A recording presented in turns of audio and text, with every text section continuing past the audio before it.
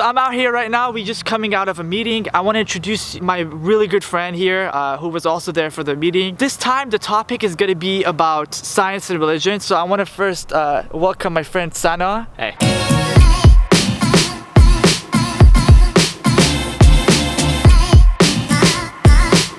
You guys have already probably seen him on my other videos where he talked a little bit about the community building. One of my videos, the teaching conference in Fresno. So I had a bunch of questions. Maybe you could come up a little cool. closer. Oh, yeah. My question is with regards to science and religion. One of the principles of the Baha'i faith is science and religion and how they should be united, or they are pretty much in harmony. Yeah. But the way we have dealt with it has been very fragmented in society. So first of all, one thing that we know about science is that it has allowed humanity to construct a coherent understanding of the laws of and thought processes of nature, right? Yeah. Like physics, Sure.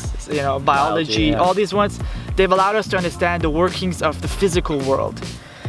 But how has science helped us understand how society works, or has it? Yeah, that's a good question. So I think science, so it depends on what we mean by science and religion. So science can be viewed as a system or a body of knowledge and methods through which the human mind can better understand its environment and its reality.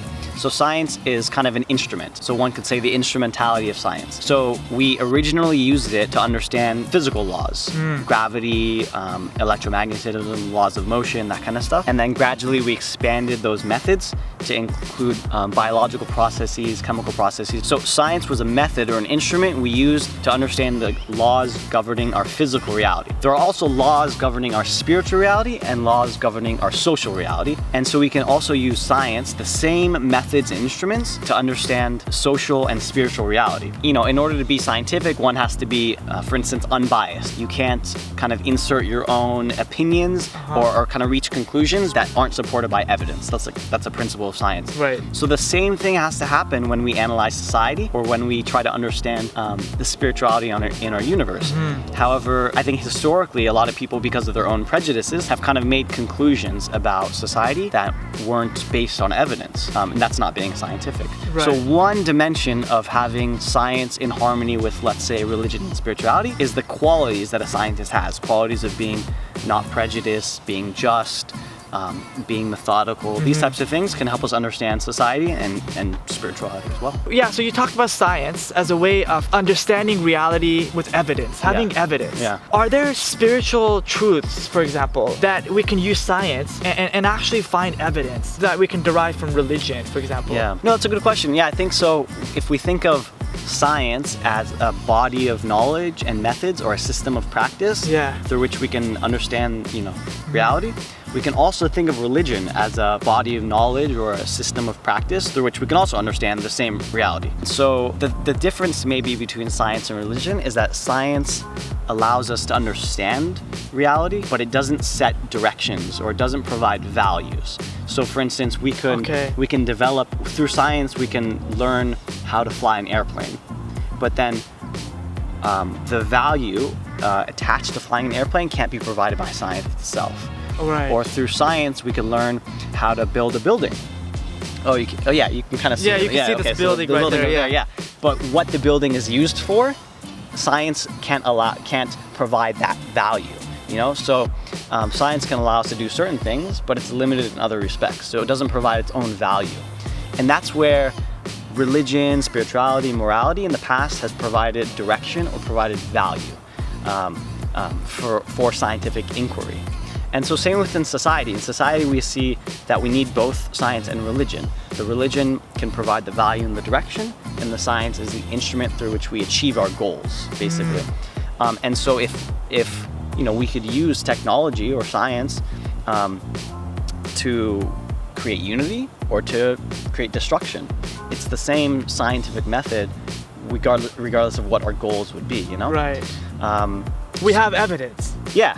Like we can see what values work. Yeah, exactly. And if they don't work, if they create problems, then we could right away say throw it out. Boom, exactly. But we haven't been able to throw things out. It seems like there's like a recurring history going on of destruction and war, against other parts of the world. But I guess maybe they're not using science there, or they're not really looking at evidence and saying this doesn't work, so we shouldn't use it. Yeah, maybe that's the thing. Yeah. I mean, maybe science has a lot of qualities of religion as well. People become dogmatic, people become attached to certain opinions, just like they do in science. But both science and religion need humility. Both of them do. You know, in neither one is there any room for fanaticism or fundamentalism. We should always be open to reality. But also just the question of, like, we've always had wars and stuff like that. So both science and religion also operate within a humanity that's evolving. So maybe it was characteristic of children to fight with each other, you know? And so when humanity was a child, we fought with each other. And now humanity is growing up, and maybe it's not befitting like an adult humanity to fight with each other. That's right, you know? that's right. So also science and religion can help us achieve our goals. Sorry, science can help us achieve our goals. Maybe religion kind of suggests certain goals for us. So a goal is peace. That religion has offered that as a goal. That's so right. How do we achieve that? We use science to think about how we can achieve that peace.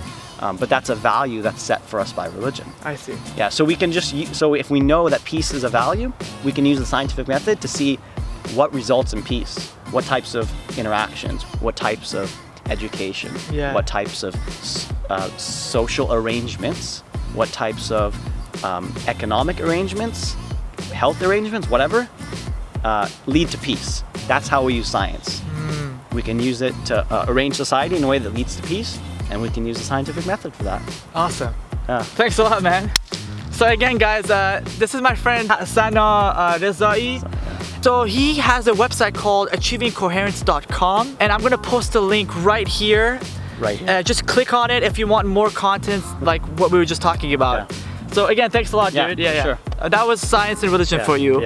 In a nutshell, it's an ongoing learning. There's no particular like direct answers about how these can be related, but we have sort of glimmerings of what we think might be. So thank you for joining. So I'm really excited to make a video about this new Baha'i temple that's about to be completed in Santiago, Chile. It's gonna be